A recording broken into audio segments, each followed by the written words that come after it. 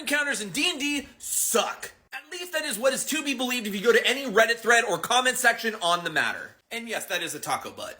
But here's the thing about random encounters, they don't have to suck. I was perusing YouTube making breakfast this morning, as one does, and I came across this Ginny D video on the topic of random encounters. And it's really great, you should go check it out. Got me thinking about how I use random encounters in my game, so here's what I've been doing, and maybe someone out there can find these useful.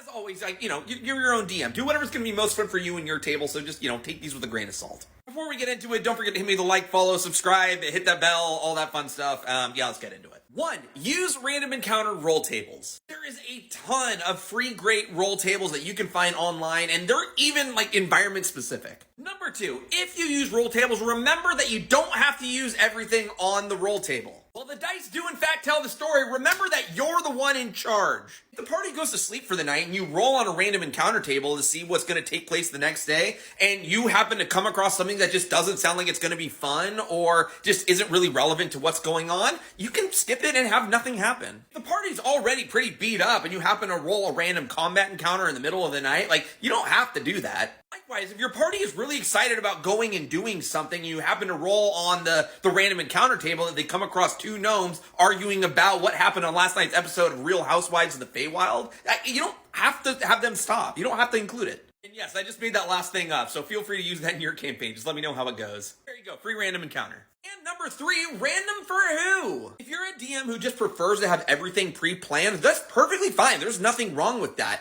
As long as your players don't really see it coming and it feels a little bit out of left field potentially, guess what? It's random to them. Moral of the story is, however you want to run random encounters is entirely up to you, and I would say that just as long as you're doing whatever's in the best interest of your table and maximizing fun for your players, you're doing it right. So anyway, there's 3 things to consider regarding about how I've used random encounters in my games that have made them successful. I never really know how to end these videos, so there's the taco butt. Have a great day.